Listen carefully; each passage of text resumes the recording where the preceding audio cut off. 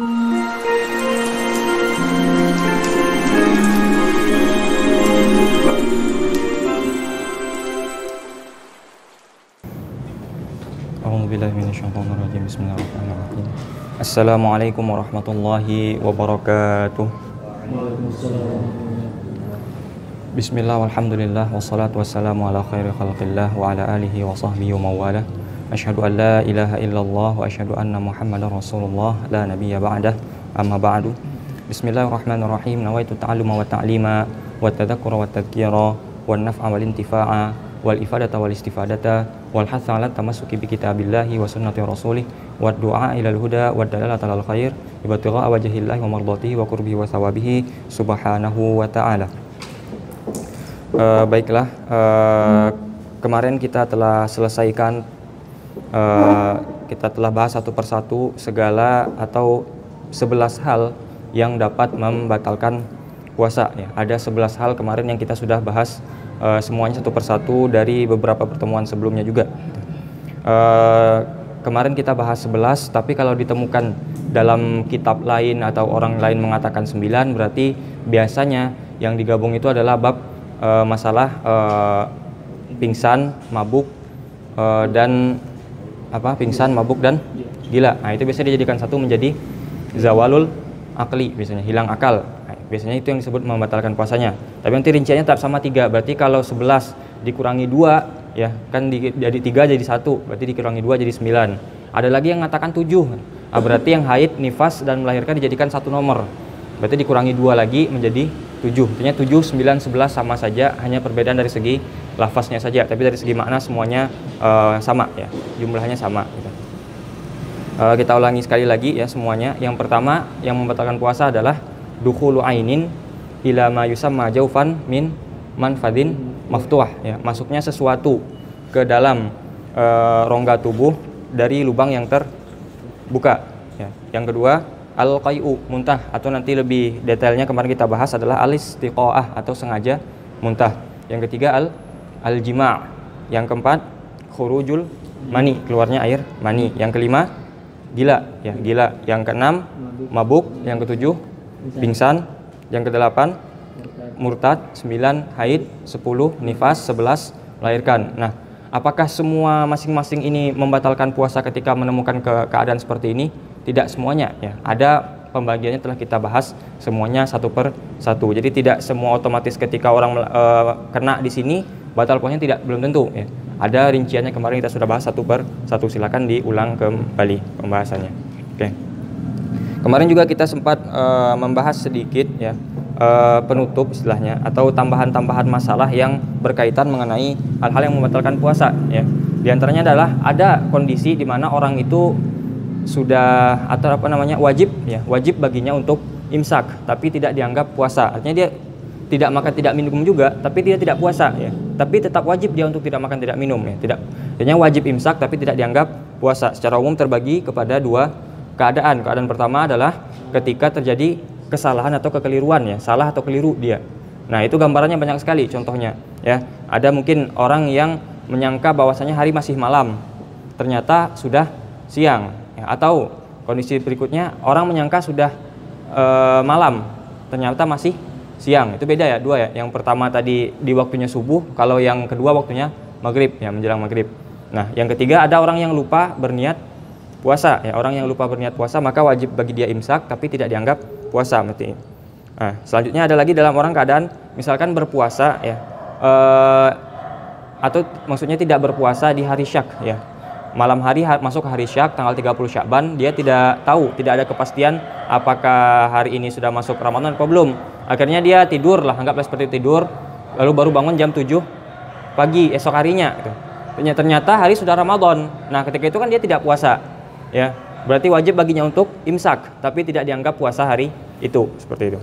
Ada lagi seperti orang ya, itu contoh-contohnya orang yang kemasukan air ya, kemasukan air ke dalam tubuh, ke dalam lubang yang terbuka dan tidak tidak melalui proses yang masyru'. Aslinya itu bukan karena anjuran berkumur-kumur, enggak, tapi pengen mandi akhirnya kemasukan air ya, bukan mandi yang dianjurkan syariat ya. Nah, ketika itu batal puasanya ya, batal puasanya sekalipun tidak sengaja. Nah, ketika batal puasanya itu sampai maghrib dia harus imsak, tapi tidak dianggap lagi puasa pada hari itu. Nah, keadaan kedua, tadi ya keadaan pertama salah keliru dengan gambaran-gambarnya. Keadaan kedua adalah ketika seseorang yang sengaja membatalkan puasanya, ya. Ketika ada orang sengaja membatalkan puasanya dengan sebab apapun yang ada unsur kesengajaan, ketika batal puasanya setelah ada unsur kesengajaan tersebut, wajib baginya untuk imsak sampai malam hari, sampai maghrib, ya. Tapi tidak dianggap puasa hari itu. Nah, semua keadaan tadi juga selain imsak, harus imsak, tapi tidak dianggap puasa, juga harus qadha juga, karena tidak puasa di hari itu kan, gitu. Ya, tidak puasa. Itu yang pertama. Yang kedua adalah masalah orang yang dianjurkan saja untuk imsak, tidak wajib ya, cuma dianjurkan untuk imsak, tapi tetap tidak dianggap puasa ya. Dianjurkan tapi tidak dianggap puasa ya. Yang pertama adalah ketika orang yang sakit sehat di siang hari, awal malam dia sakit ya. Orang yang sakit di awal malam apakah harus berniat puasa? Tidak harus kan dia sakit ya. Berarti langsung saja tidak puasa, niat tidak puasa. Tapi ternyata siang hari sehat dia. Apakah wajib baginya untuk puasa? Tidak ada kewajiban baginya untuk puasa, tapi dia harus imsak ya. Tapi puasanya tidak dianggapnya. Dianjurkan saja ya, tidak wajib ya, dianjurkan untuk imsak. Tidak ada kewajiban untuk imsak, tapi sebaiknya dia diimsak dia, tapi tidak dianggap puasa ya. Yang kedua adalah ketika seorang musafir yang sampai tujuan di siang hari ya, karena dia musafir berangkat sebelum subuh, kan dia nggak puasa, sampainya siang hari, maka ketika sampai siang hari itu dianjurkan untuk imsak, dianjurkan saja ya. Yang ketiga adalah ketika orang yang hamil ya, wanita yang hamil atau wanita yang sedang menyusui ya, yang tidak puasa awalnya karena khawatir, bisa jadi karena dirinya saja atau bayinya saja, atau karena dirinya dan bayinya sekaligus ya, 3 kemungkinan. Namun ternyata di tengah siang hari itu hilang keraguannya atau hilang kekhawatirannya, tidak khawatir lagi.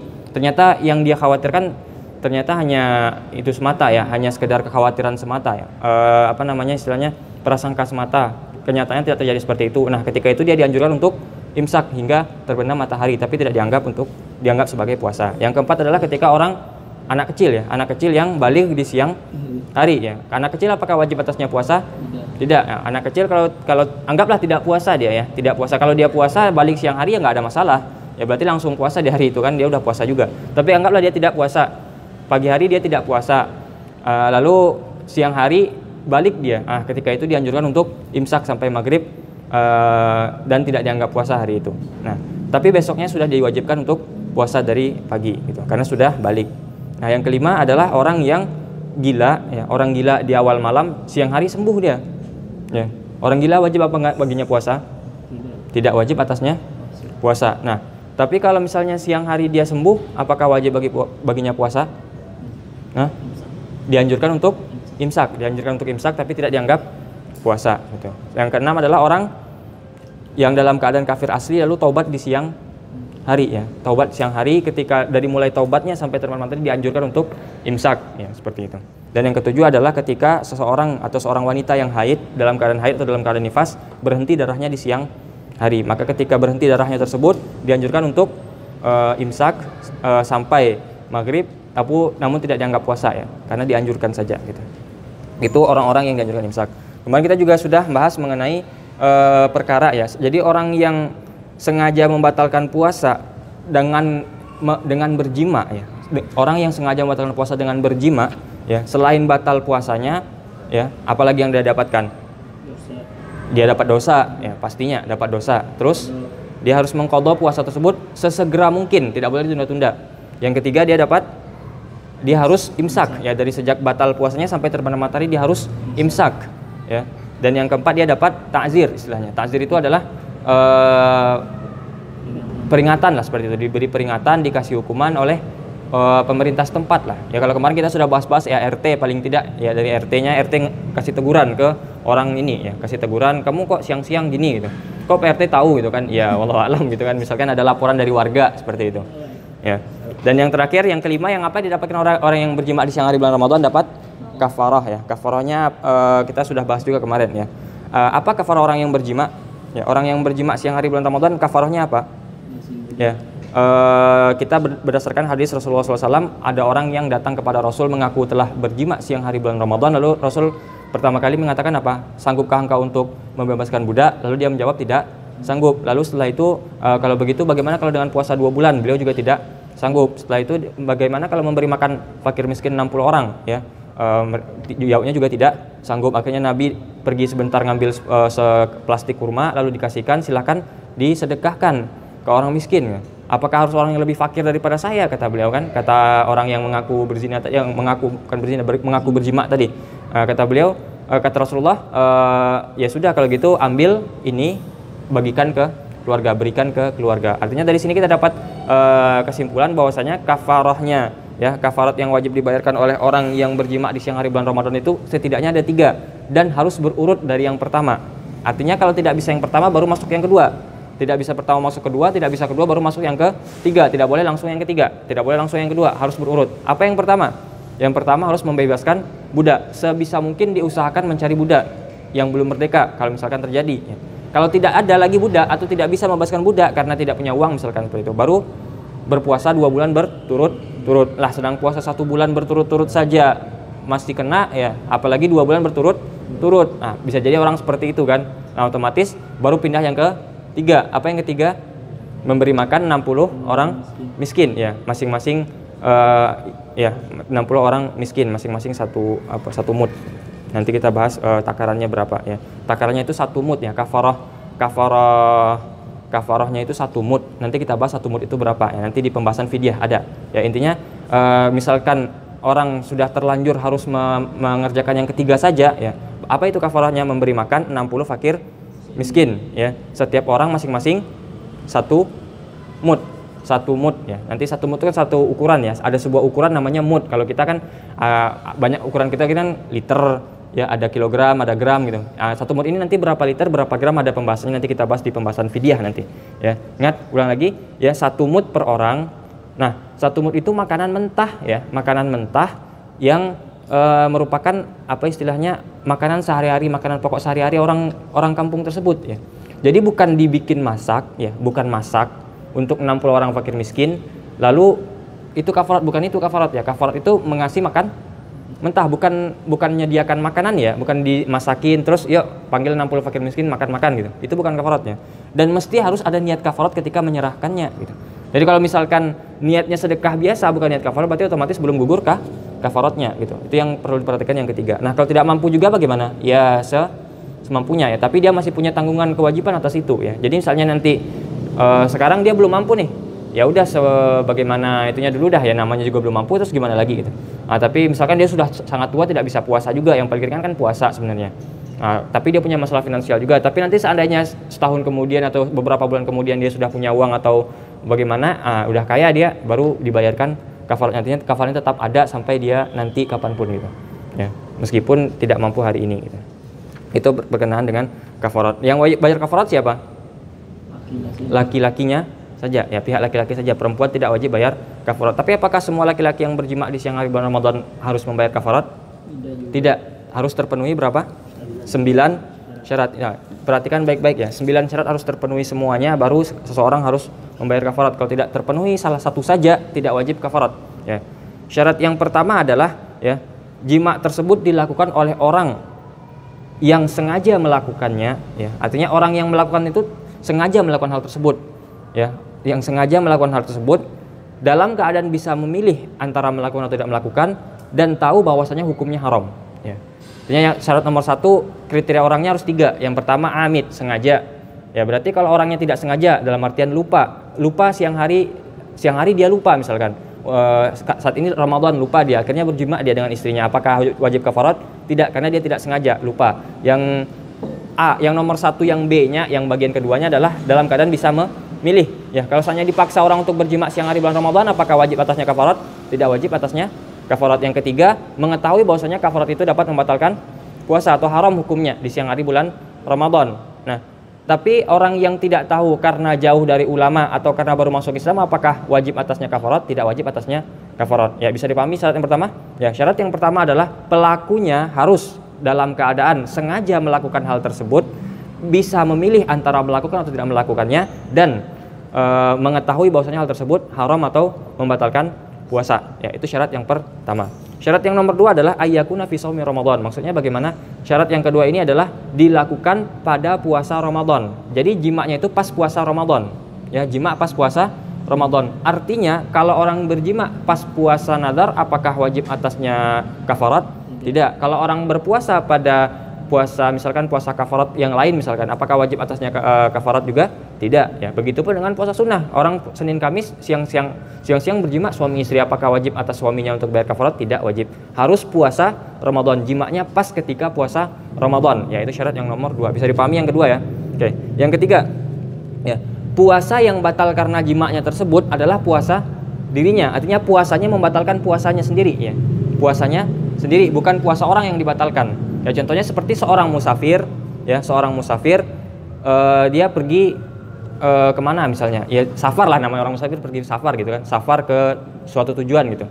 Nah, ketemu, anggaplah misalkan di tengah perjalanan dia sedang banyak pikiran, akhirnya digoda sama setan, dia mampir ke apalah misalkan tempat ya seperti itulah, anggaplah seperti itu ya, bisa dipahami ya.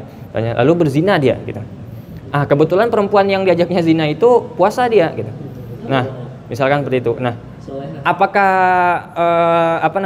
berarti kan dia membatalkan puasa orang ketika itu ya. Apakah wajib bagi perempuannya itu untuk kafarat? Ya, perempuan tidak wajib kafarat. Nah, dia juga tidak wajib kafarat karena dia dalam keadaan musafir kan gitu. Musafir ya tidak puasa pun tidak apa-apa ya, apalagi kalau jima. Nah, berarti yang ketiga adalah yang puasa yang batal oleh sebab jima tersebut adalah puasa dirinya ya, puasa dirinya. Yang keempat ya, batal puasanya karena jimanya ya, batal puasanya karena jimanya. Berarti kalau orang yang makan dulu sebelum berjima di siang hari bulan Ramadan, misalnya makan, batal puasanya kan? Batal puasanya. Setelah itu jima dia, apakah wajib atasnya kafarat? Tidak wajib atasnya kafarat. Bisa dipahami ya yang keempat ya.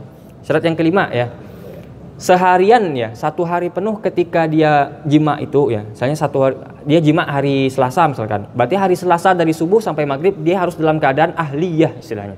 Ahliyah itu artinya masih punya kewajiban puasa, masih sah puasanya kalau dia teruskan seandainya dia tidak jima ya. Jadi seandainya kalau orang dalam keadaan gila di tengah, jadi dia puasa terus jima, dia batal puasanya, batal. Nah, dari dia batal puasa sampai maghrib itu dia tetap harus dalam keadaan masih wajib puasa atau masih sah puasa kalau misalnya dilanjutkan gitu.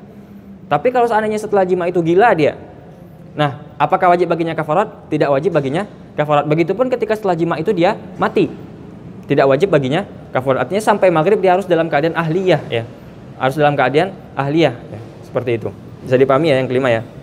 Dan yang keenam adalah ya, kalau yang syarat yang nomor 2 tadi dilakukan pada puasa Ramadan, nah yang nomor 6 merincikan. Maksudnya adalah puasa Ramadan dalam keadaan ada, ya kemarin kita sudah bahas sedikit ya. Ada ibadah itu yang namanya ada yang qadha. Ya, nanti ada lagi namanya i'adah. Nanti kita bahas di masalah qadha nanti. Ada dengan qadha dulu saja ya. Kalau kita sholat zuhur di waktu zuhur namanya ada. Kalau sholat zuhur di waktu maghrib namanya qadha gitu ya. Kalau melakukan suatu ibadah di waktu yang ditentukan berarti namanya ada. Tapi kalau melakukan sesuatu setelah habis masa waktunya namanya qadha ya. Kalau sebelum masa waktunya namanya ta'jil ya, ta'jil. Kalau mengulang sesuatu setelah selesai yang ada tadi namanya i'adah, nanti kita bahas nanti detailnya ya. Intinya kalau ada itu ketika waktu yang ditentukan dia lakukan pas itu namanya ada. Tapi kalau dia lakukan setelah habis waktunya itu namanya qadha. Nah, yang nomor 6 syaratnya dia mesti puasa yang jimanya itu ketika puasa Ramadan yang ada ya. Puasa Ramadan yang ada. Jadi artinya kalau misalkan dia jimanya pas ketika mengqadha puasa Ramadan, apakah wajibnya atasnya kafarah? Tidak wajib atasnya kafarah. Tapi kalau pas lagi Ramadan berarti kan ada itu. Kalau Ramadan pasti ada, tidak mungkin qadha ya. Tidak ada orang puasa Ramadan saat ini kan. Saya lagi puasa Ramadan. Iya, orang semua puasa Ramadan, namanya juga bulan Ramadan ya. Tapi saya bukan puasa ada, saya puasa qadha tahun lalu. Bisa nggak? Kan nggak bisa ya. Harus puasa ada dulu sekarang gitu. Puasa ada yang sekarang dulu. Ketika itu dia jima maka otomatis dia wajib bayar kafarah. Dan dia puasa ada Ramadan ini dalam keadaan yakin. Maksud dalam keadaan yakin ini pasti bahwasannya ketika itu dia udah bulan Ramadan gitu. Tapi kalau masih ada keraguan, contohnya seperti ini ya. Ada orang pernah kita bahas orang yang berpuasa karena ijtihad. Ya, orang berpuasa karena ijtihad. Apakah yakin hari itu adalah puasa? Tidak ya. Kalau yakin mah tidak perlu ijtihad kan gitu. Karena ijtihad berarti namanya dhon, ya istilahnya 75%, tidak sampai 100% keyakinannya. Nah, ketika itu misalkan ada orang berijtihad bahwasanya besok bulan Ramadan, akhirnya dia puasa. Ternyata besok enggak Ramadan, ya artinya belum Ramadan tapi dia udah puasa Ramadan dia niatnya karena dia menyangka atau berijtihad bahwasanya besok Ramadan. Lalu jima dia ketika itu, apakah harus wajib baginya bayar kafarat? Tidak, karena tidak yakin harinya tidak yakin atau tidak pasti merupakan bulan Ramadan. Ya begitupun ketika orang yang berpuasa di hari syak. Anggaplah dia mengira atau dia berijtihad bahwasanya besok ternyata belum Ramadan. Berarti kan hari Syak gugur besok 30 Syaban. Puasa dia gitu. Puasa dia 30 Syaban. Berarti kan puasa sunnah gitu. Dengan syarat-syarat yang kita sudah bahas kemarin-kemarin ya. Ternyata besok itu Ramadan. Sudah Ramadan ternyata kenyataannya gitu. Lalu berjima dia siang hari, apakah dia wajib bayar kafarat? Tidak wajib bayar kafarat. Ya, ingat syarat yang nomor 6 apa? Puasa Ramadan yang dilakukannya ketika berjima itu adalah puasa Ramadan yang dalam keadaan ada, ya, ada tadi kita sudah bahas, dan yakin bahwasanya hari tersebut sudah masuk Ramadan, bukan dalam keadaan ijtihad atau prasangka saja gitu. Ya, bisa dipahami ya. Itu syarat yang nomor 6. Syarat yang ketujuh adalah dia bisa berdosa karena jimanya itu. Dia bisa berdosa karena jimanya itu ya. Contohnya apa? Seperti orang yang sudah dewasa, gitu, orang yang sudah balik, udah tahu hukumnya ya, udah terpenuhi syaratnya lah untuk wajib puasa, terus dia jima. Dia tahu bahwasanya dia akan berdosa tapi dilakukannya gitu. Berarti dia bisa dapat dosa kan gitu. Orang-orang ya umum lah ini. Contohnya yang tidak dapat dosa seperti anak kecil ya. Anak kecil kalau puasa dia ya, anak kecil kan tidak wajib puasa. Lalu puasa dia akhirnya. Siang hari jima dengan istrinya enggak seperti itu, dengan ya berjima dia. Apakah wajib atasnya kafarat? Tidak wajib kafarat. Nah, begitupun ketika orang musafir ya, dia misalkan berangkat jam, ya musafir yang boleh tidak puasa kan yang itu ya, yang sebelum subuh berangkatnya. Jadi kalau berangkat sebelum subuh, siang hari dia jima, apakah wajib kafarat? Tidak wajib kafarat ya, tidak wajib kafarat karena tidak berdosa dengan jima tersebut, karena dia seharusnya kan tidak puasa juga tidak masalah gitu. Artinya tidak masalah sebenarnya gitu. Ya, tidak berdosa dia. Nah, cuman kalau berangkatnya setelah subuh terus di tengah jalan dia jima gimana? Ya bayar, karena dia tidak dalam keadaan dapat itu kan rukhsah ya. Rukhsahnya kapan syaratnya? Syaratnya boleh tidak puasa kapan? Ketika berangkat sebelum subuh gitu, seperti itu. Bisa dipahami ya gitu. Nah, yang ke-8 ya, kalau yang ke-7 tadi kan bisa berdosa. Yang ke-8 mendapat dosa dari jimanya tersebut. Bisa dibedakan enggak? Yang nomor 7 nomor 8. Yang nomor 7 itu pelakunya bisa berdosa karena perbuatan jima tersebut. Yang nomor 8 dia mendapat dosa karena membatalkan puasanya ya. Ada orang yang bisa berdosa ya. Kalau kita sekarang ini semuanya berjima di siang hari bulan Ramadan, berdosa nggak? Dapat dosa nggak? Bisa dapat dosa kan? Bisa, berarti kita terpenuhi syarat nomor 7. Tapi kita dapat dosa nggak? Ya enggak, karena kita kan tidak melakukannya. Berarti kita tidak terpenuhi syarat nomor 8. Bisa dipahami bedanya nomor 7 nomor 8 ya. 7 itu ada potensi bisa mendapatkan dosa, tapi belum tentu dapat dosa. Yang ke-8 baru dapat dosa gara-gara membatalkan puasanya, seperti itu ya. Nah, contohnya seperti apa ya? Misalkan ada seorang musafir, ya musafir lagi. Ya, musafir sebenarnya tadi kan syarat ke-7 sudah tidak dapat kafarat ya, tapi kita contohkan lagi yang nomor 8 gitu. Orang musafir, ya yang tadi ya, orang musafir di tengah perjalanan ya dia puasa mampir ke tempat-tempat yang dilarang misalnya seperti itu, lalu berzina dia. Nah, apakah dia dapat dosa gara-gara membatalkan puasa dengan berjima? Tidak. Tapi dia dapat dosa? Dapat. Karena apa dosanya? Karena berzina, bukan karena membatalkan puasa. Nah, dia dapat atau wajib kafarat ketika dia membatalkan puasa, dapat dosa dia gara-gara membatalkan puasa tersebut. Orang musafir tadi tidak dapat dosa gara-gara membatalkan puasa ya, tidak berdosa karena membatalkan karena tidak berpuasa, karena dia musafir kan, seperti itu. Berbeda halnya dengan orang yang zina tadi. Orang zina tadi dapat dosa karena berzinanya, bukan karena membatalkan puasanya, seperti itu. Dan syarat yang ke-9, syarat yang terakhir adalah tidak ada syubhah ya. Syubhat itu apa maksudnya? Keraguan, tidak ada keserupaan dengan yang lain. Contohnya seperti ini ya. Ada orang yang menyangka bahwasanya hari masih malam ya. Subuh-subuh kan, aduh masih gelap nih, masih gelap, akhirnya dia jima ya. Ternyata setelah jima itu sadar dia, atau pas lagi jima itu sadar ternyata sudah siang, sudah setelah subuh lah, enggak, sudah pagi gitu, sudah masuk waktu puasa. Nah, itu kan ada syubhah di sana kan, ada kemiripan ya, tapi bukan disangka-sangka ya, bukan disangka-sangka dipaksain pokoknya masih malam gitu. Enggak, kita kan pasti ngelihat kan kapan itu masih malam atau tidak malam gitu. Ya seperti itu. Begitupun di sore harinya ketika dia menyangka sudah berbuka, pas lagi berjima ya, tiba-tiba azan gitu. Tiba-tiba azan maghrib lah, ternyata belum maghrib ya. Nah, ketika itu dia tidak wajib membayar kafarat karena ada syubhat di sana, ada syubhah ya istilahnya. Ya, ada keraguan atau ketidakpastian waktu di situ. Tapi bukan berarti dia bisa ngarang-ngarang waktunya. Istilahnya memang dia salah dalam artian memang keliru ya, memang keliru menyangka waktunya ya. Dia udah yakin sekali bahwasanya masih pagi, ternyata sudah salah subuh waktunya. Dia menyangka sudah berbuka, ternyata belum gitu, seperti itu ya. Nah, ketika itu tidak wajib untuk terpenuhi 9 syarat ini barulah seseorang wajib untuk membayar kafaratnya. Jadi untuk hukuman itu ya, ini kan rahasia syariat sebenarnya. Antum kalau baca-baca syariat ketika membahas hukuman dengan itu ya, kalau berkaitan dengan hukuman, dia bisa dapat hukuman karena itu, perberat seberat mungkin gitu. Maksudnya perberat itu bukan berarti kita ingin menggugurkan itunya ya, bukan berarti ingin menggugurkan hukumannya, enggak, tapi lebih baik kita bagaimana caranya mencari celah agar dia tidak dihukum itu lebih baik. Pernah ya, ini bukan ngarang-ngarang, kan syariat ya, syariat. Pernah Rasul dalam keadaan ada orang yang mengaku berzina, pernah dengar kasusnya berzina ya. Saya berzina Rasul, saya minta dihukum ya. Ada orang seperti itu ya, ngaku berzina gitu.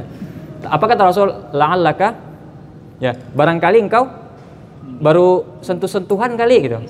Barangkali baru sentuh-sentuhan. Enggak Rasul, saya berzina gitu. Barangkali engkau baru berciuman gitu. Enggak Rasul, saya memang berzina gitu. Ya, tuh. Akhirnya disuruh pulang, nggak langsung dihukum hari itu kan, langsung pulang, langsung tanya-tanya apakah orang tersebut sadar. Misalnya orang itu gila nggak sih gitu. Rasul nanya ke sahabat-sahabat itu, nanya-nanya ke warga sekitar, itu orang gila apa enggak? Enggak. Nah, ketika itu baru, artinya kan Rasul mempersulit hukuman apa tidak ketika itu? Mempersulit ya. Ya mempersulit hukuman supaya apa? Lebih baik hukuman itu ya, salah menerapkan hukuman lebih baik daripada salah untuk tidak memberi hukuman lebih baik daripada salah memberi hukuman ya. Itu istilahnya bagaimana ketika hukuman itu memang dipersulit seperti itu ya, bukan berarti ya bisa dipahami ya, bukan berarti kita mencari-cari celah untuk menghindari hukuman, tapi maksudnya ya Rasulullah mengajarkan seperti itu ya. Engkau salah ketika memaafkan seseorang itu lebih baik daripada engkau salah dalam menghukum seseorang ya. Kita kan ketika seorang hakim menghukum seseorang kan berjitihad, ini orang salah apa tidak sebenarnya gitu.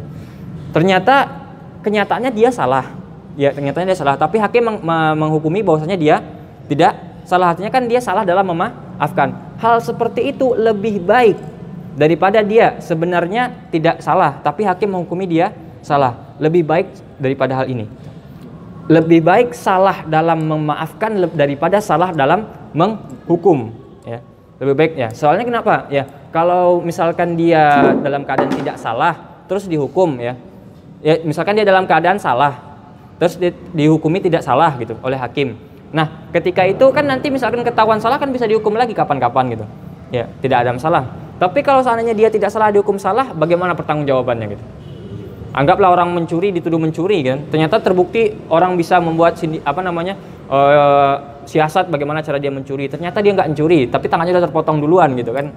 Ya, makanya lebih baik salah dalam memaafkan daripada salah dalam menghukum. Ya, makanya kenapa kok syaratnya ribet sekali? Padahal kan tinggal jima doang gitu kan. Ya, supaya seperti itu ya, terpenuhi dulu 9 syaratnya baru wajib membayar kafarat seperti itu. Sudah bisa dipahami ya masalah jima ini ya. Ya. Oke, selanjutnya kemarin kita juga bahas apa hukumnya orang yang sengaja membatalkan puasa, apakah boleh?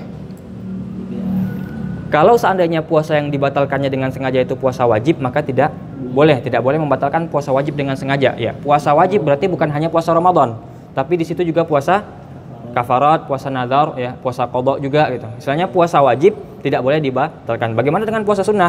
Puasa sunnah boleh dibatalkan meskipun tanpa ada sebab ya, meskipun tanpa ada sebab ya. Pengen dibatalkan ya udah batalkan meskipun tidak ada sebab untuk membatalkan tersebut. Nah, tapi dianjurkan untuk qada dan hukumnya tersebut dihukumi juga makruh, boleh tapi makruh ya. Berarti kalau puasa sunnah hukumnya boleh membatalkan puasa dengan sengaja boleh tapi makruh ya, dan dianjurkan untuk mengqadha yang sunnah ya. Berarti kalau puasanya sunnah, qadhanya juga sunnah, ngikut. Nah, permasalahan yang kelima adalah ini ketika dalam konteks orang yang mengatakan bahwasanya tidak boleh menggabungkan antara dua puasa ya, seperti itu ya. Anggaplah mazhab ya begitulah. Ada, kita kan kemarin sudah bahas banyak pendapat ya. Banyak pendapat yang sudah kita bahas kemarin. Dan kalau kita sendiri kan memakai pendapat yang mengatakan bahwasanya yang kita pilih adalah boleh menggabungkan dua tersebut ya. Kalau misalnya sunnah sama sunnah ya salah satu saja atau keduanya juga boleh. Kalau misalnya wajib sama sunnah ya yang wajibnya saja, sunnahnya nggak usah, tapi sunnahnya langsung dapat seperti itu. Nah, bagaimana kalau misalkan pendapat yang mengatakan tidak boleh menggabung antara puasa wajib dengan puasa sunnah? Dia masih utang punya puasa qadha, tapi dia pengen puasa sunnah, boleh apa tidak? Jumhur mengatakan bahwasanya tidak boleh ya, tidak. Ulangi ya. Bagaimana ketika orang ingin berpuasa sunnah sementara dia masih punya utang qadha ya? Hanafiyah berpendapat bahwasanya hal tersebut boleh-boleh saja, ya boleh-boleh saja kalau mau puasa sunnah sebelum puasa, atau masih punya utang qada Ramadan, dia pengen puasa sunnah, ya sudah nggak masalah gitu. Atau punya kewajiban puasa lain tapi dia pengen puasa sunnah dulu, ya udah nggak masalah. Tapi kalau menurut Malikiyah dan Syafi'iyah mengatakan bahwasanya hukumnya boleh tapi makruh, ya makruh hukumnya. Makruh hukumnya melakukan puasa sunnah, ya puasa sunnah tapi hukumnya makruh, kan aneh ya. Puasa sunnah tapi hukumnya makruh ya. Makruh hukumnya melakukan puasa sunnah sebelum menyelesaikan utang puasa wajib seperti itu, atau puasa qada ya seperti itu. Nah, kalau menurut pendapat Hanabilah mengatakan bahwasanya tidak boleh atau haram ya. Haram melakukan puasa sunnah sebelum melaksanakan puasa qadanya. Artinya dibayar dulu qadanya. Makanya nanti kan pendapat Hanabilah mengatakan tidak boleh orang puasa 6 sebelum selesai qadanya dulu ya. Perempuan yang masih punya qada puasa, dia tidak boleh puasa 6, harus qada dulu kalau pendapat Hanabilah, ribet ya. Tapi kalau dalam pendapat Syafi'iyah itu ringan sekali. Ringan maksudnya gimana ya? Misalkan 6 kebetulan 6 hari punya qada, terus pengen dilakukan di bulan Syawal, cukup niatkan qada 6 hari itu, langsung otomatis 6 hari itu dianggap puasa 6 hari di bulan Syawal. Itu sangat simpel sekali ya daripada mazhab Hanabilah yang lumayan ribet ya, makin banyak puasanya gitu.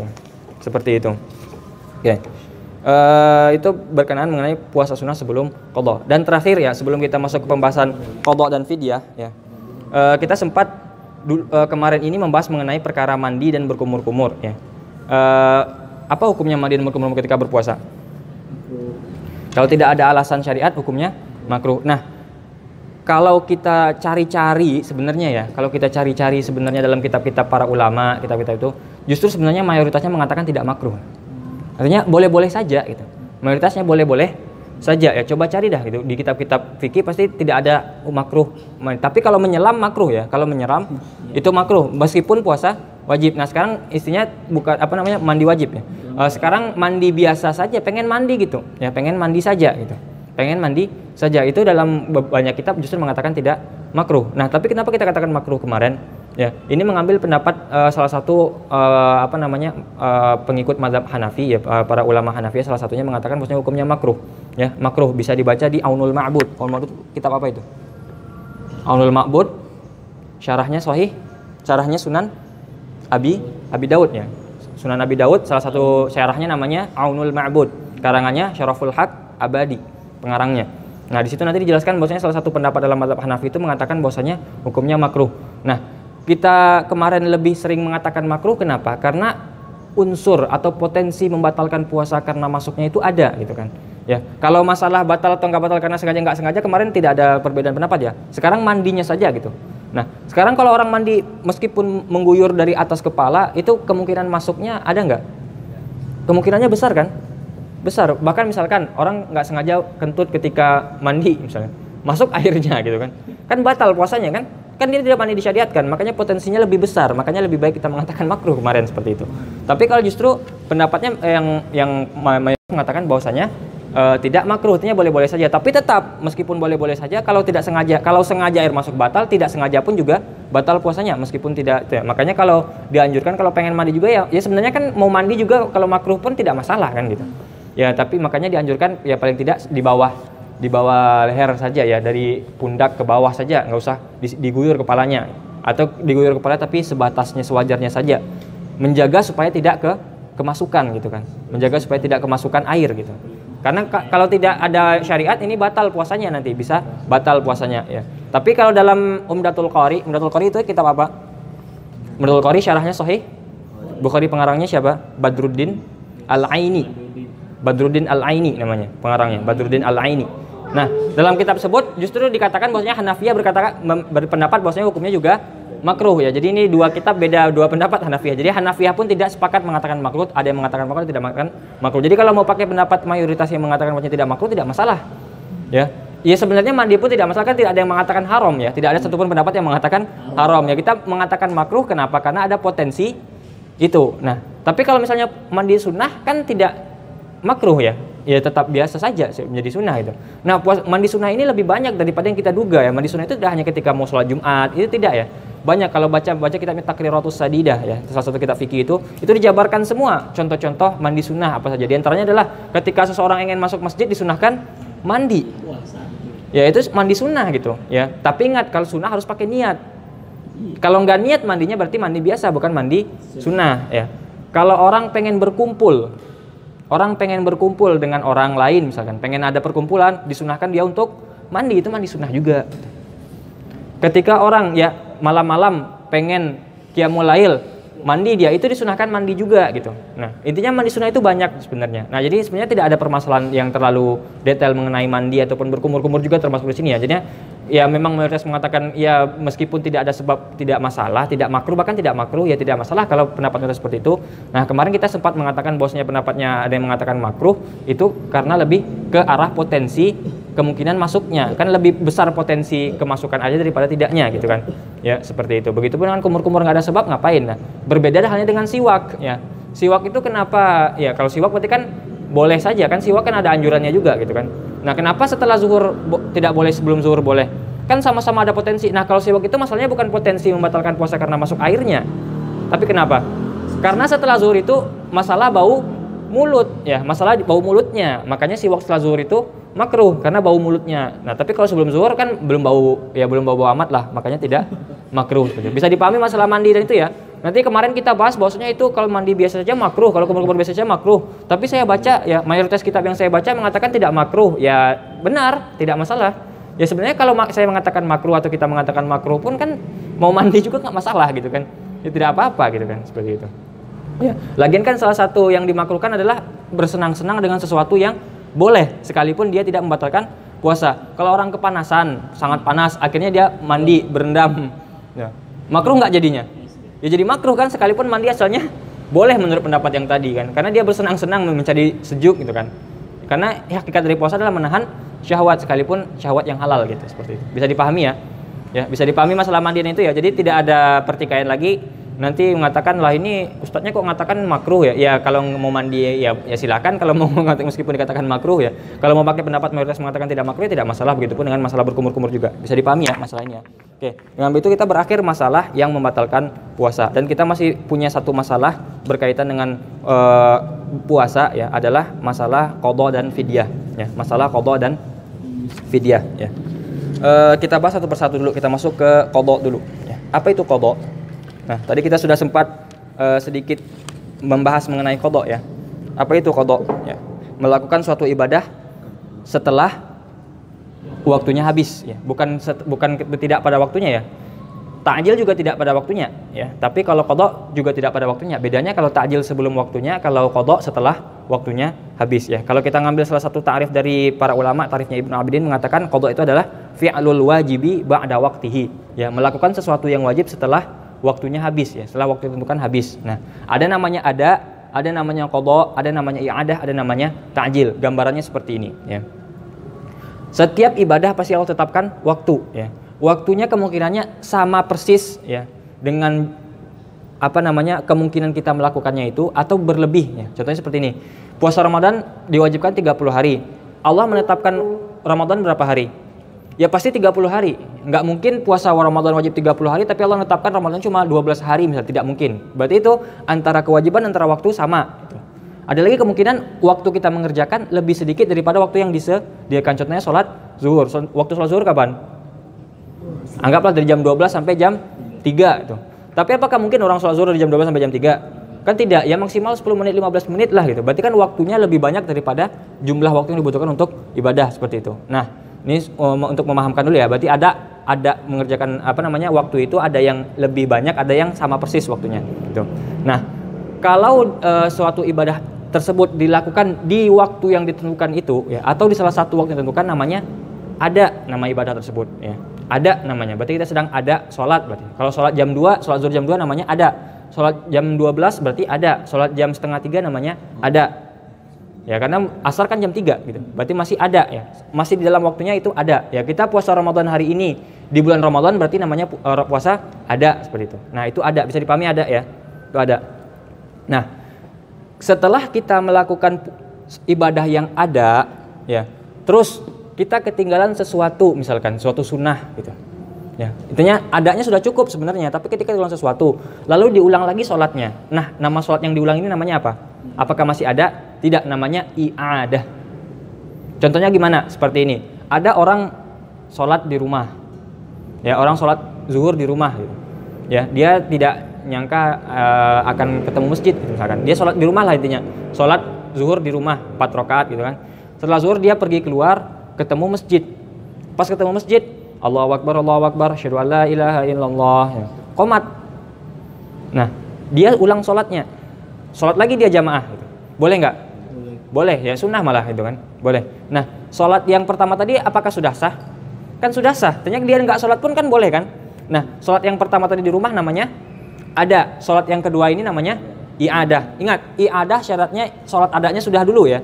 Kalau i'adahnya belum, adanya batal, terus dia sholat lagi itu bukan i'adah namanya masih ada. Ya adanya aja belum, gimana mau i'adah, gimana mau ngulang sementara yang aslinya aja belum ya. Ya misalkan orang sholat misalkan, terus setelah sholat ya sudah selesai sholat 4 rakaat, terus dia sadar, oh ya tadi rakaat kedua saya kentut. Misalkan enggak lah, orang baru sadar seperti itu kan. Terus dia sholat lagi. Nah sholat yang kedua ini namanya apa? Namanya apa? Ada. Kenapa ada bukan i'adah? Karena sholat yang pertama belum sah. Ya makanya tidak disebut i'adah tapi namanya ada. Nah tapi kalau sunnah yang ketinggalan kan tidak masalah dengan yang ibadah yang pertama, ya itu namanya ada. Makanya i'adah itu setelah yang ada selesai, ya itu ada dan i'adah. Nah, kalau habis waktunya yang ditentukan, sholat waktunya segini, setelah itu kita lakukan namanya baru qadha. Seperti itu juga kan Ramadan ya. Kalau puasa Ramadan kita tidak bisa lakukan, lalu kita puasa lakukan setelah Ramadan, namanya puasa qadha, seperti itu. Nah nanti dalam permasalahan qadha dan ada ini ada pertikaian masalah nama ya. Sebenarnya seperti ini ya. Ada yang mengatakan bahwasanya ketika orang ketiduran ya, orang dari jam 11 tidur baru bangun jam 4. Jam 4 itu dia sholat zuhur, namanya sholat apa? Harusnya kalau dari segi tarif namanya qadha kan di luar waktu. Nah, tapi karena dia ketiduran ada uzur yang membuatnya tidak sholat, namanya ada. Nanti ada yang mengatakan itu ada, tapi intinya kita pahami seperti itu saja ya. Ada melakukan sesuatu di waktunya, yang ada melakukan sesuatu di waktunya setelah sempurna, setelah sah yang pertama yang ada. Kalau qadha setelah waktunya. Kalau ta'jil bagaimana? Takjil sebelum masuk waktunya. Contohnya apa? Zakat fitrah. Zakat fitrah kapan wajibnya dibayarkan? Zakat fitrah itu wajib bagi orang yang mendapatkan bulan Ramadan meskipun sebentar dan mendapatkan bulan Syawal meskipun sebentar. Berarti kapan wajibnya? Ketika masuk bulan Syawal. Ketika pas masuk matahari terbenam di akhir bulan Ramadan, masuk bulan Syawal malam, itu baru wajib orang untuk bayar zakat fitrah. Sebelumnya wajib apa belum? Belum wajib karena dia belum masuk bulan Ramadan. Tapi bolehkah dia bayar zakat fitrah sebelumnya? Boleh. Dari awal Ramadan boleh kan? Boleh membayar. Nah, itu namanya ta'jil. Membayar sesuatu melakukan suatu ibadah sebelum waktunya, ta'jil namanya. Nah, berarti kalau qadha otomatis sudah paham ya masalah qadha ya. Itu pengertian qadha ya. Nah, haruskah ketika orang punya qadha lebih dari 1 hari harus berturut-turut enggak? Misalnya orang punya utang puasa qadha 3 hari. Apakah harus 3 hari berturut-turut dia menggantinya? Tidak harus ya. Boleh ya sekarang 1 dulu, ntar lagi 1, ntar lagi 1, boleh gitu. Ya tidak mesti berturut-turut atau tidak wajib berturut-turut. Nah, kalau menyegerakannya harus apa tidak? Menyegerakan qadha? Menyegerakan qadha ya. Tergantung qadhanya karena apa. Kalau seandainya kita wajib qadha karena ada uzur ya. Ada uzur contohnya apa? Haid, nifas, kan ada uzur. Ya dia pengen puasa, intinya ada uzur itu sebenarnya kalau tidak ada uzur ini dia bisa melakukannya. Tapi karena ada uzur ini terpaksa dia tidak bisa melakukannya. Karena ada uzur intinya, nah maka dia tidak diwajibkan untuk menyegerakan qadha. Artinya dia boleh menunda, ya, boleh menundanya gitu. Nanti ada dispensasi konsekuensi kalau seandainya masuk Ramadan lagi ada nanti pembahasannya. Ya intinya dia tidak wajib intinya dulu. Tapi kalau membatalkan tanpa uzur, contohnya siang hari jima dia atau siang hari sengaja makan dia, berarti kan dia batal puasanya karena tanpa ada uzur. Berarti kan batal puasanya wajib qadha. Nah, qadhanya itu harus sesegera mungkin. Artinya langsung setelah Ramadan selesai, 1 Syawal, 2 Syawal dia harus qadha dulu gitu. Segera bagaimana caranya secepat mungkin dia harus qadha ketika memungkinkan lah seperti itu. Ya, bisa dipahami ya beda kasusnya ya. Kalau dia ada uzur berarti tidak wajib segera. Tapi kalau seandainya dia ada uzur, kalau ada uzur berarti tidak wajib segera. Kalau tidak ada uzur berarti harus sesegera mungkin mengqadha puasanya gitu. Seperti itu. Bisa dipahami ya? Oke. Lalu kita masuk ke permasalahan fidyah. Apa itu fidyah? Ya, tahu fidyah? Ya, kita ambil salah satu ta'rif saja ya. Fidyah itu adalah ya, fidyah dalam bahasa Arab fidyatun ya. Fa dal ya ta marbuthah ya, fidyatun atau fidaun ya. Fa dal alif dan hamzah itu fidyatun atau fidaun ya. Apa itu? Al badalul ladzi yatakhallasu bihil mukallafu an makruhin yatawajjahu ilaihi. Apa itu? Al badalul ladzi ya. Al badalul ladzi ya. Al badalul ladzi badal ya. Al-badalul ladzi yatakhallasu bihil mukallafu an makruhin yatawajjahu ilaihi. Artinya apa? Ya. Al-badalul ladzi, ya, sebuah pengganti atau sebuah tebusan, ya, sebuah pengganti atau sebuah tebusan, artinya badal itu yatakhallasu bihil mukallafu, yang membebaskan seorang mukallaf, ya, yang membebaskan dari yang bisa membebaskan seorang mukallaf. Al-badalul ladzi, sebuah pengganti atau sebuah tebusan, yatakhallasu bihil mukallafu, yang dapat membebaskan seorang mukallaf, ya, an makruhin yatawajjahu ilaihi, dari sebuah perkara hukum yang berlaku padanya. An makruhin yatawajjahu ilaihi, dari sebuah perkara hukum yang berlaku padanya. Ya, nanti kan kita bahas itu kan, seperti nanti kan salah satu contohnya ketika orang yang sudah tua tidak mungkin puasa lagi, ya. Dia kan wajib qadha kan?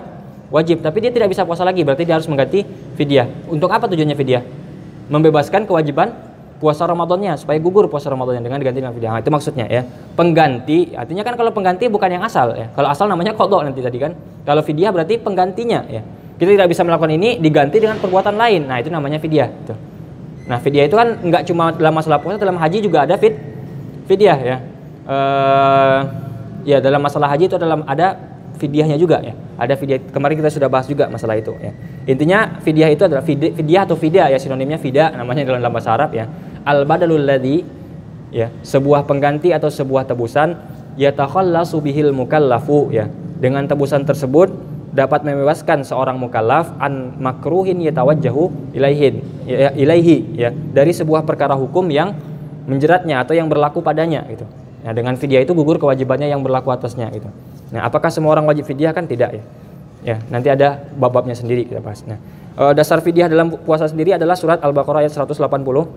Apa ayatnya? Tepatnya ayatnya yang mana? Wa 'alal ladzina yutiqunahu fidyatun ta'amu miskin, ya. Bagi orang yang tidak mampu berpuasa maka dia harus membayar fidyah. Ingat, ya, di awal-awal pensyariatan kan puasa baru boleh pilih kan. Ketika turun ayat Al-Baqarah 183, ya, itu kan baru boleh pilih dulu, kita ditanya mau puasa atau bayar fidyah, bebas. Tapi setelah turun 185, faman syahida minkum syahra falyasum. Nah, ketika itu harus puasa, tidak bisa puasa baru fidyah. Nah, intinya seperti itu kalau dulu, ya. Nah, kalau ini baru kita jelaskan, ya. Makanya tidak fidyahnya ya itu juga, maksudnya fidyahnya sama maksud fidyahnya, ya. Jadi fidyah itu sebuah tebusan untuk mengganti kewajiban, ya, mengganti sebuah kewajiban atau sesuatu yang ditanggungkan kepada seorang yang harus membayar fidyah tersebut. Nah, gitu. Bisa dipahami apa itu fidyah, ya. Nah, fidyah itu apa? Yang harus dibayarkan itu apa? Fidyah itu apa pembayarannya? Gantinya apa? Tebusannya apa? Memberi makan, kan, ya. Fidyatun ta'amu miskin, memberi makan, itu ayatnya langsung, ya. Ayatnya sorry sekali, ya. Memberi makan. Memberi makannya itu ya berarti makanan mentah, sama halnya dengan zakat fitrah, kasusnya dengan sama juga dengan kafarat tadi, ya. Sama semuanya, ya. Makanan mentah. Artinya kalau orang Indonesia ngasihnya beras, ya, ngasihnya beras, bukan masak nasi.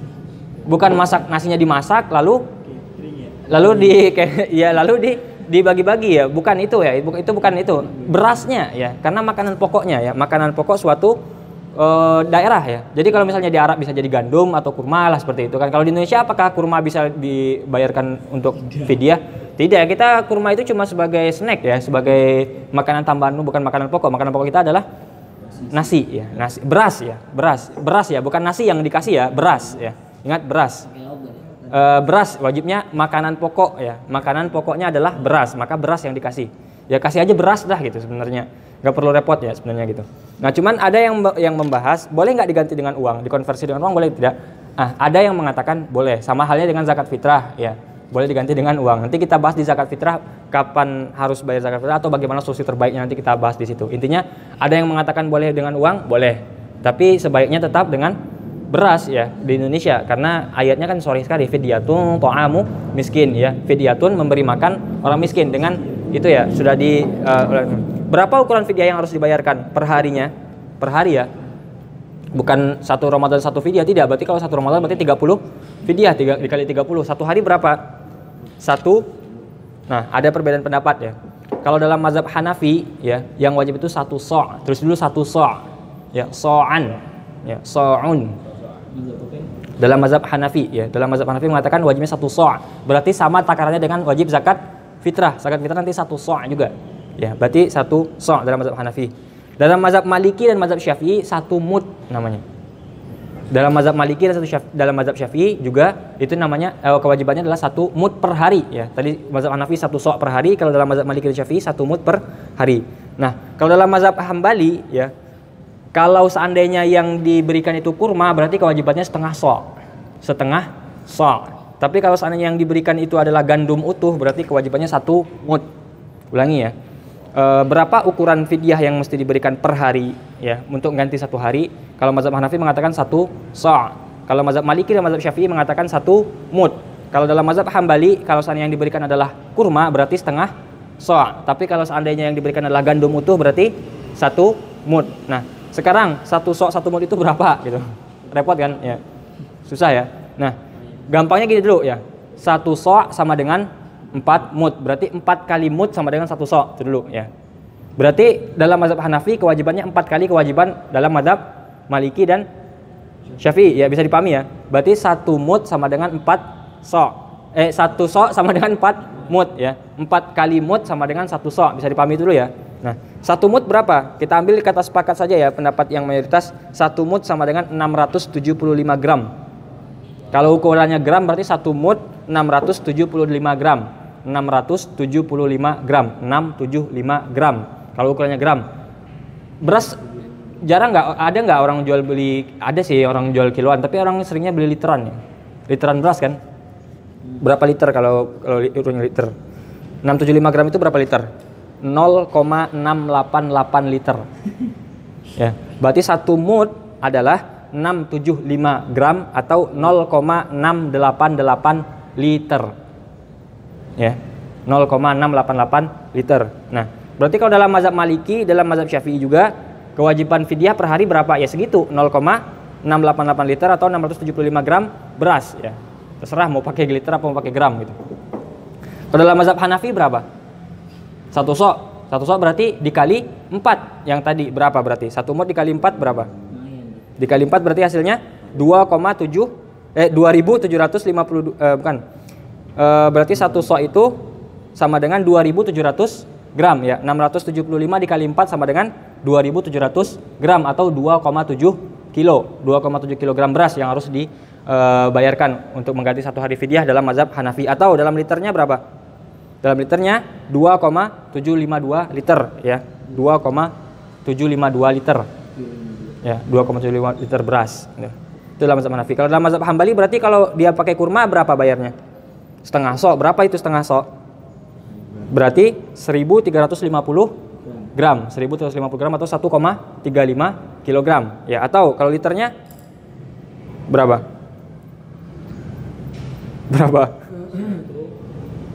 1,376 liter ya. Kalau dalam mazhab Hambali membayar dengan kurma. Tapi kalau membayar dengan gandum utuh berapa yang wajib dibayarkan? Berapa? 675 gram ya, 1 mud 675 gram atau 0,688 liter gandum utuh ya. Itu dalam mazhab Hambali, bisa dipahami ya. Itu detailnya sangat, itu angka-angkanya bisa dipahami ya itu. Oke. Bayar fidyah kapan? Kapan bayar fidyah? Nah, boleh nggak orang bayar fidyah sebelum masuk waktu, sebelum Ramadan? Contoh nih, ada orang yang tua memang tidak akan bisa puasa gitu. Atau orang yang sakitnya itu nggak bakal sembuh-sembuh lagi, nggak bisa memungkinkan dia puasa lagi. Akhirnya karena sudah pasrah nggak akan puasa, dia bayar sebelum masuk bulan Ramadan. Apakah boleh? Dalam mazhab Hanafi saja yang mengatakan boleh. Ya, jadi mengatakan boleh, tapi dalam mazhab Hanafi boleh-boleh saja. Tapi dalam mazhab Syafi'i ya harus dibayarkan di bulan Ramadan meskipun sebelum waktu puasanya. Jadi misalkan besok kita, kalau Ramadan itu kan dihitung mulainya malam ya. Jadi kalau hari Hijriah itu kan mulainya malam dari maghrib, bukan dari jam 12 malam ya. Mulainya dari maghrib ya. Jadi misalnya puasa esok hari dia nggak puasa, udah yakin nggak puasa, dia boleh bayar malamnya, boleh. Kalau setelahnya ya lebih boleh lagi, malamnya saja boleh, apalagi setelahnya ya. Bisa dipahami ya. Dalam mazhab Hanafi boleh nggak? Dalam mazhab Hanafi boleh membayar fidyah sebelum masuk bulan Ramadan. Nah, tapi kalau mazhab Syafi'i mengatakan harus ketika Ramadan. Tapi kalau sebelum mulai puasanya boleh tidak? Boleh. Intinya pas hari H-nya itu ya. Jadi malam tarawihnya. Jadi kan kalau puasa esok hari kan tarawihnya malam ini. Nah, malam ini kita bayar boleh untuk besok. gitu. Ya 1 hari 1 untuk besoknya gitu. Itunya di bulan Ramadan lah gitu. Ya, bisa dipahami ya. Oke. Itu untuk masalah kapan waktu pembayarannya. Nah, tinggal ada beberapa problem mengenai qada dan fidyah ya. Kita kapan orang wajib qada dan kapan orang wajib fidyah? Kapan wajib qada, kapan wajib fidyah? Nah, ini kita bagi 4 secara umum ya. Ada orang yang wajib qada dan fidyah, ada orang yang wajib qada saja tapi tidak wajib fidyah, ada orang yang wajib fidyah tapi tidak wajib qada, dan ada orang yang tidak wajib qada dan tidak wajib fidyah.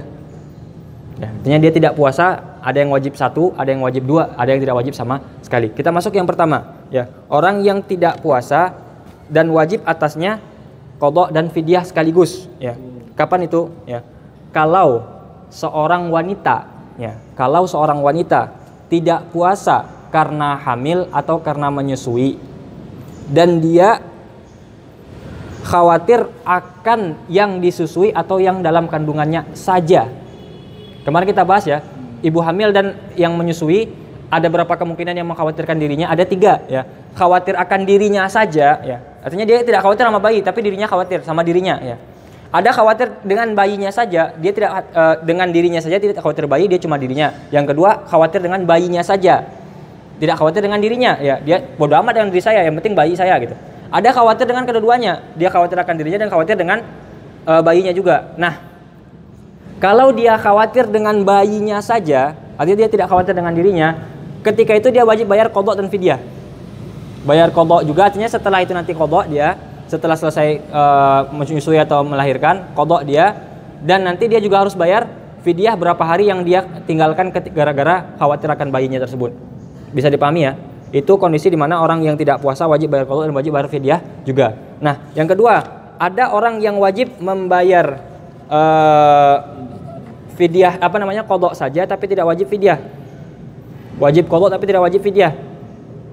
Apa contohnya? Wajib qada tapi tidak wajib fidyah. Ya ini banyak ya, orang yang sengaja batal puasanya itu wajib qada dan tidak wajib fidyah secara asal ya. Contohnya seperti orang yang pingsan di tengah hari ya. Orang yang pingsan kemarin apakah batal puasanya? Kalau dia pingsan sepanjang hari, otomatis batal puasanya. Kalau tidak sepanjang hari, kalau tidak sengaja tidak batal puasanya. Kalau disengaja, menurut pendapat Ibnu Hajar mengatakan batal puasanya, tapi tidak batal menurut pendapat Imam Ar-Romli. Intinya kalau batal gara-gara pingsan, nah apakah dia harus membayar fidyah? Tidak. Apakah harus membayar qada? Harus. Berarti dia cuma wajib qada, tidak harus fidyah. Begitupun orang yang lupa berniat. Orang yang lupa berniat, apa kewajiban atasnya? Harus imsak, wajib imsak sampai terbenam matahari, tapi tidak dianggap puasa. Dia harus qada. Apakah harus fidyah? Tidak harus membayar fidyah, cukup bayar qada ya. Atau contoh lain, orang yang sengaja membatalkan puasanya ya. Orang yang sengaja membatalkan puasanya ya. Ketika orang sengaja membatalkan puasa dengan apapun itu ya, selain jima ya. Kalau jima nanti kewajibannya kafarat ya. Tapi kalau selain jima membatalkan puasa dengan sengaja, otomatis dia wajib qada saja, tidak wajib fidyah secara asal gitu. Nah, begitu juga dengan perempuan yang hamil atau perempuan yang lagi menyusui tadi, dia tidak puasa karena khawatir akan dirinya saja atau akan dirinya dan juga bayinya. Nah, ingat, berarti perempuan tadi ada 3 kondisi. Nah, kalau dia khawatir akan dirinya saja, apa kewajiban baginya? Qada saja. Kalau dia khawatir akan dirinya saja, dia wajib qada saja, tidak perlu bayar fidyah. Kalau dia khawatir akan bayinya saja, apa kewajiban baginya? Qada dan fidyah. Kalau dia khawatir akan dirinya dan bayinya, berarti dia wajib atasnya qada saja, tidak wajib fidyah. Bisa dipahami ya? Ya, itu detail masalahnya sekali ya. Kasusnya sama tapi itunya hukumnya berbeda-beda. Ya, bisa dipahami ya. Nah, yang ketiga adalah orang yang wajib membayar fidyah saja tapi tidak wajib qada ya. Orang tidak puasa tapi wajib baginya fidyah saja tapi tidak wajib qada. Contohnya apa? Orang yang sudah sangat tua yang tidak memungkinkan lagi untuk berpuasa. Apakah wajib baginya qada? Tidak, wajib hanya untuk fidyah, mengganti tebusan yang menebus puasanya tadi. Atau orang yang sakit tidak ada harapan untuk sembuh. Sakitnya tidak bisa membuatnya puasa, akhirnya dia dan sakitnya tersebut tidak ada harapan sembuh, akhirnya tidak bisa puasa selamanya, akhirnya dia harus membayar fidyah saja. Ya, wajib atasnya fidyah tapi tidak wajib atasnya qada. Tapi kalau seadanya dia sembuh, nanti dia harus mengqada. Ya. Karena ada harapan sembuh namanya kalau misalnya dia sembuh. Kalau tidak ada harapan sembuh berarti kan tidak sembuh-sembuh gitu kan. Ya. Dan yang terakhir ada orang yang tidak wajib qada dan tidak wajib fidyah juga. Apa contohnya? Orang gila. Orang gila yang tidak sengaja gilanya ya. Antum melihat orang gila di jalanan itu, apakah wajib baginya puasa? Kan enggak gitu. Nah, kalau dia sadar, apakah dia harus qadha? Ya tidak, itu dia tidak wajib puasa. Ya, orang gila tidak wajib puasa, dia tidak harus qadha. Apakah harus bayar fidyah juga? Ya tidak juga, tidak harus qadha, tidak harus fidyah ya. Intinya bebas dia, udah orang gila enak ya. Kalau mau enak menjadi orang gila ya silahkan gitu. Ya seperti itu. Nah, bagaimana jika nah kita masuk ke masalah tadi bisa dipahami ya 4 pembagiannya ya. Ya, apalagi masalah ibu-ibu tadi yang perlu dipahami sekali ya, ibu-ibu yang menyusui atau yang hamil. Ya, itu sangat beda-beda sekali hukumnya, ada 3 pembagian. Nah, ada dua masalah. Yang masalah pertama ya, ada orang yang punya utang puasa Ramadan, ya dia harus mengqadha Ramadan. Ternyata dia nggak sadar udah Ramadan lagi, gitu. Ya, tapi dia belum bayar tuh qadha, gitu. Bagaimana hukumnya? Ada orang yang misalkan Ramadan tahun ini bolong puasanya 3 atau 4 hari, kan dia punya kewajiban qadha. Dari bulan Syawal sampai bulan bulan Syaban tahun berikutnya dia tidak qadha. Masuk bulan Ramadan lagi, dia belum qadha. Bagaimana hukumnya untuk dia? Nah, lihat. Kalau seandainya dia tidak mengqadha puasanya karena ada uzur, ya. Anggaplah dari bulan, ya misalkan orang ini jarang juga seperti itu. Dari 1 Syawal, dari tanggal 2 Syawal sampai 30 Syaban dia ada uzur yang membuat dia tidak bisa mengqadha Ramadan misalkan. Akhirnya masuk lagi Ramadan. Nah, ketika itu dia tetap wajib mengqadha saja, ya. Artinya dia masih utang 3 tadi, berarti setelah Ramadan yang tahun berikutnya itu dia bayar 3 lagi.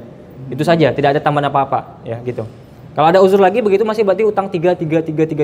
Ya kalau uzurnya berketerusan berarti seperti orang tua ya berarti nggak perlu puasa, berarti dia bayar fidyah gitu. Tapi kalau seandainya cuma 1 tahun uzurnya, berarti uzur tahun berikutnya harus dibayarkan setelah Ramadan yang berikutnya gitu. Sudah dipaham ya? Nah, tapi kalau sengaja menunda-nunda artinya tidak ada uzur. Nah, selain dia membayar qadha, setiap harinya diganti dengan fidyah juga. Contoh, ada orang bisa dia untuk mengqadha tapi dia tidak qadha, sengaja dia nggak qadha gitu. Akhirnya masuk lagi Ramadan tanpa sadar, lah besok udah Ramadan lagi ya gitu. Ternyata besok udah Ramadan lagi. Nah, dia harus mengqadha.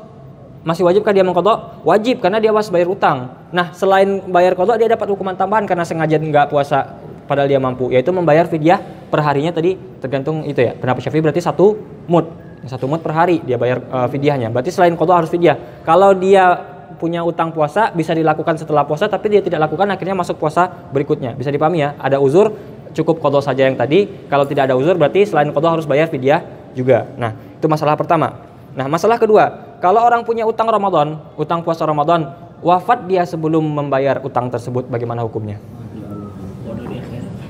Ya. Ini perhatikan ya. Man fatahu shaumu ramadhana, ya. Seseorang yang hilang puasa Ramadan atasnya. Artinya dia tidak puasa Ramadan lah seperti itu. Ya, wajib qadha dia kan nanti. Ya. Tsumma mata qabla al-qada'i.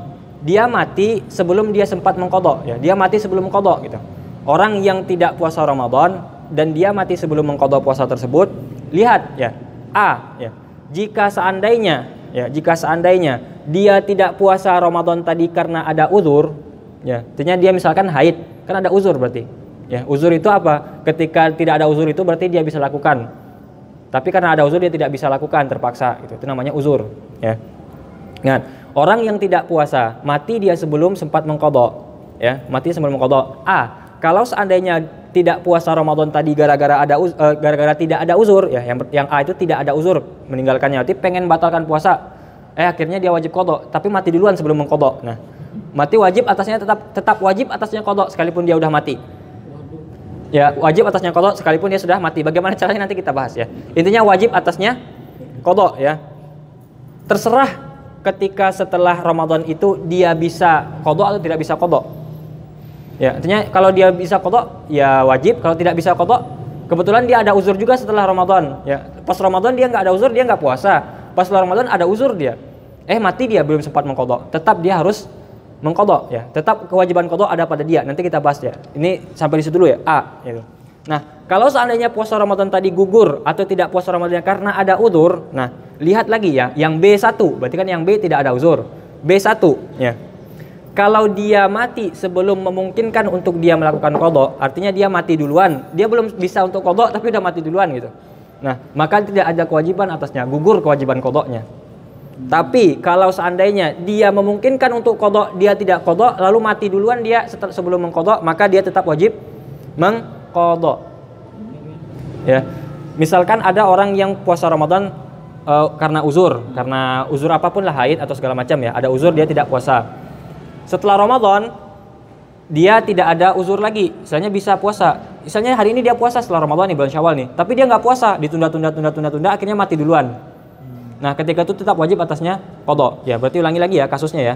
Orang yang tidak puasa Ramadan, maka wajib atasnya qada. Tapi kalau mati dia sebelum mengqada bagaimana? A. Kalau seandainya puasa yang ditinggalkannya ketika Ramadan tadi tanpa ada uzur, maka tetap wajib atasnya qada. Terserah mau dia bisa puasa atau tidak puasa qada setelah Ramadan tersebut. Yang B, kalau seandainya dia tidak puasa Ramadan tadi gara-gara ada uzur, maka yang B1 dia bisa, artinya dia tidak bisa melakukan qada tersebut ya, tidak mungkin dia untuk qada setelah itu ya, artinya dia tidak puasa Ramadan karena ada uzur. Setelah Ramadan uzurnya masih ada gitu, belum bisa. Akhirnya uzurnya masih ada itu dia mati duluan gitu. Nah, apakah wajib atasnya qada? Hilang kewajiban qadanya. Ya, ingat karena tanpa uzur. Kalau ada uzur ya. Kalau tidak ada uzur sekalipun tidak sempat tetap harus bayar qada nanti. Nah, kalau yang B2, kalau dia memungkinkan untuk membayar qada tapi dia tidak qada lalu mati duluan bagaimana? Tetap wajib atasnya qada. Ya, seperti itu. Bisa dipahami ya detail masalahnya A, B1 dan B2 gitu. Nah, kalau orangnya masih wajib qada, kalau tidak wajib qada, seperti apa yang orang yang tidak wajib qada? Apa kondisi yang tidak wajib qada? Ketika orang yang tidak puasa Ramadan karena uzur, dan dia tidak sempat melakukan atau tidak memungkinkan untuk melakukan puasa Ramadan, mengqada puasa Ramadan tersebut setelah Ramadan, maka dia tidak ada kewajiban apa-apa. Jelas masalahnya. Tapi kalau orang yang dua yang sisanya bagaimana? Wajib qada, bagaimana membayarnya? Nah, ada dua pendapat ya. Pendapat jumhur mengatakan dia boleh ya qadanya itu ditanggungkan ya. Jadi semuanya ya sepakat dulu ya. Bagaimana hukumnya kalau dia udah mati dia masih wajib qada. Nah, tanggungannya itu pindah ke ahli warisnya. Nah, apa yang harus dilakukan ahli warisnya? Pendapat jumhur mengatakan dia boleh memilih antara mengqada puasa orang yang diwarisi yang mewarisnya dia tadi, atau dia melakukan membayar fidyahnya. Cukup, boleh pilih ya. Mau qada boleh, mau fidyah boleh. Ya, kalau fidyah berarti kan per hari satu mud per hari. Kalau qada ya berarti berapa hari, sama. Boleh pilih. Tapi menurut pendapat Hanafiyah, dia cuma wajib qada saja. Dia cuma wajib fidyah saja, tidak wajib qada atasnya. Ya, artinya walinya itu ahli warisnya itu tidak boleh qada ya. Harus bayar fidyah saja ya. Cukup membayar fidyah. Dan hanya qada ketika puasanya nazar. Ketika ada nazar baru qada. Kalau tidak ada qada berarti fidyah menurut pendapat Hanafiyah. Ya, pendapat Hanafi. Ulangi ya. Ada orang yang punya kewajiban qada Ramadan lalu wafat sebelum qada dan dia masih punya kewajiban qada, bagaimana? Diserahkan ke ahli warisnya. Dalam mazhab jumhur mengatakan bahwasanya ahli warisnya boleh memilih antara mengganti puasa berapa hari yang tidak puasa dia yang harus diqada, atau membayar fidyah per hari 1 mud, tergantung berapa hari yang dibatalkannya atau berapa hari yang batal. Nah, kalau pendapat Hanafiyah mengatakan bahwasanya yang wajib atas ahli warisnya adalah membayar fidyah, bukan mengqada. Kapan harus mengqada menurut mazhab Hanafi? Kalau dia ada nazar di puasa tersebut, ya baru bayar. Enggak, kalau udah qada berarti kan enggak harus fidyah. Udah cukup gitu. Kan qada atau fidyah. Nah, kalau yang jumhur mengatakan boleh pilih, kalau ini mengatakan fidyah. Nah, tapi kalau qada kapan waktunya? Kalau qada kalau ada nazar. Berarti kalau qada kan berarti enggak usah fidyah gitu. Buat apa fidyah gitu kan? Ya, bisa dipahami ya masalahnya. Oke. Itu saja berkenaan dengan masalah puasa, dan dengan ini berakhir semua hal yang berkaitan dengan puasa ya. Silakan diulangi kembali. Besok kita masuk ke pembahasan mengenai sholat tarawih dan sholat witir. Kita cukupkan dulu sampai di sini.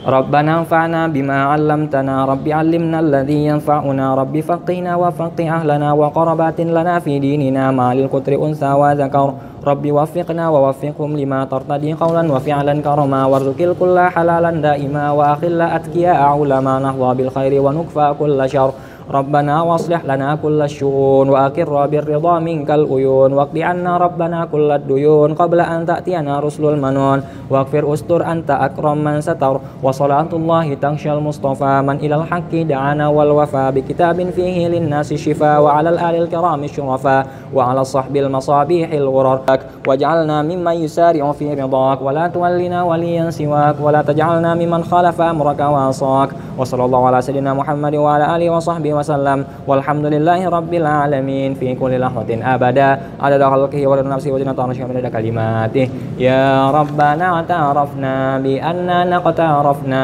وأننا أسرفنا على لظى أشرفنا فتب علينا توبة تغسل كل حوبة واستر لنا العورات وآمين الروعات واغفر لوالدينا ربي ومولودنا والأهل والإخوان وسائر الخلان وكل ذي محبة أو جيرة أو صحبة والمسلمين أجمع آمين ربي اسمع فضلا وجودا منا لا باكتساب منا بالمصطفى الرسول نحظى بكل سول صلى وسلم ربي عليه عد الحب وآله والصحب عداد طش الصحب والحمد للإله في البدء والتناهي سبحان ربك رب العزة عما يصفون وسلام على المرسلين والحمد لله رب العالمين في كل لحظة أبدا عدد خلقه ورضا نفسه وزنة عرشه ومداد كلماته آخر الكلام وبالله التوفيق والهداية والرضا والعناية والسلام عليكم ورحمة الله وبركاته.